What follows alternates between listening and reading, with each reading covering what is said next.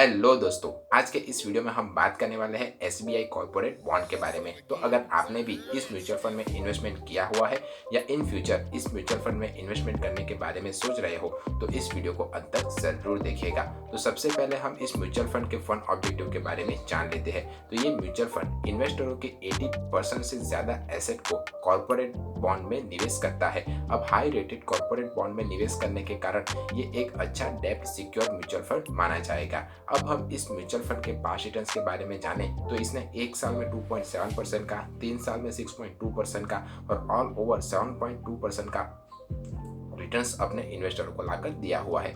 इसने अपने category average से अच्छा परफॉर्मेंस किया हुआ है। तो जो म्यूचुअल फंड मेरे हिसाब से अपने कैटेगरी एवरेज से अच्छा परफॉर्म कर रहा है वो एक अच्छा म्यूचुअल फंड माना जाएगा। अब हम इस म्यूचुअल फंड की कुछ बेसिक डिटेल्स के बारे में जाने तो इसका एक्सपांस रेशियो 0.35% है। अब जिसे नहीं पता कि एक्सपांस रेशियो किसे कहते हैं, तो जो एसेट मैनेजमेंट कंपनियां होती है वो हमारे ही पैसे को मैनेज करने के लिए हमें से कुछ फीस चार्ज करती है और उसी फीस को वो एक्सपांस रेशियो के तौर पर हमें बताती है।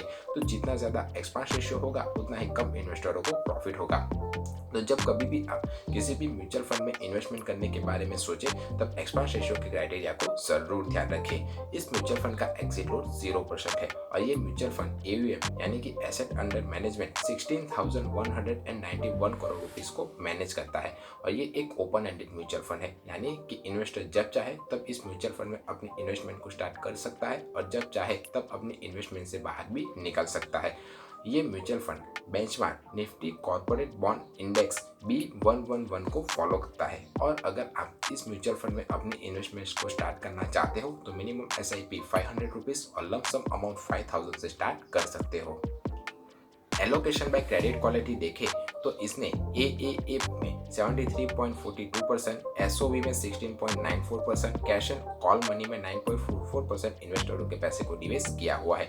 टॉप डेब्ट होल्डिंग कंपनियां देखें तो इसने government of India, air India asset holdings, state bank of India, L&T metro rail में इन्वेस्टरों के पैसे को निवेश किया हुआ है। और एलोकेशन बाय इंस्ट्रूमेंट देखें तो इसने debentures, non convertible debentures, government securities और रेपो में इन्वेस्टरों के पैसे को निवेश किया हुआ है। रिस्कोमीटर में आप देख सकते हो कि इसमें निवेश करना मॉडरेटली हाई रिस्क है, यानी कि अगर आप इस म्यूचुअल फंड में निवेश करते हो तो वो कंपेरेटिवली अदर डेब्ट म्यूचुअल फंड की तुलना में थोड़ा सेफ माना जाएगा। इसका स्टैंडर्ड डेविएशन 2.22% है जो अपने कैटेगरी एवरेज से थोड़ा बेहतर है। अब जिसे नहीं पता कि स्टैंडर्ड डेविएशन किसे कहते हैं, तो स्टैंडर्ड डेविएशन एक रेंजिंग फैक्टर है। जितना कम स्टैंडर्ड डेविएशन होगा उतना ही अच्छा, कम वॉलेटाइल और वेल परफॉर्मिंग म्यूचुअल फंड माना जाएगा।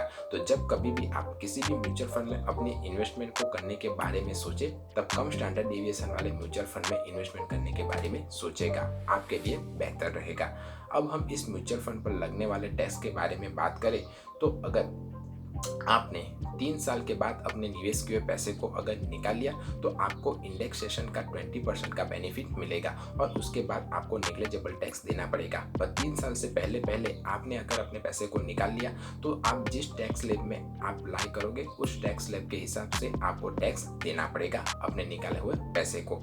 इस फंड को राजीव राधाकृष्णन और मोहित जैन मैनेज कर रहे हैं। अगर आपने भी इस म्यूचुअल फंड में इन्वेस्टमेंट किया हुआ है तो मुझे कमेंट करके बताइए कि ये म्यूचुअल फंड कैसा रिटर्न्स आपको लागत दे रहा है। मेरे व्यूवर्स को हेल्प हो जाएगी। अगर म्यूचुअल फंड या फाइनेंस रिलेटेड कोई और क्वेश्चन या क्वेरी हो तो आप मुझे कमेंट करके पूछ सकते हो। अगर वीडियो पसंद आए तो वीडियो को लाइक कीजिए, चैनल को सब्सक्राइब कीजिए। मिलते हैं अगले वीडियो में, तब तक के लिए बाय बाय।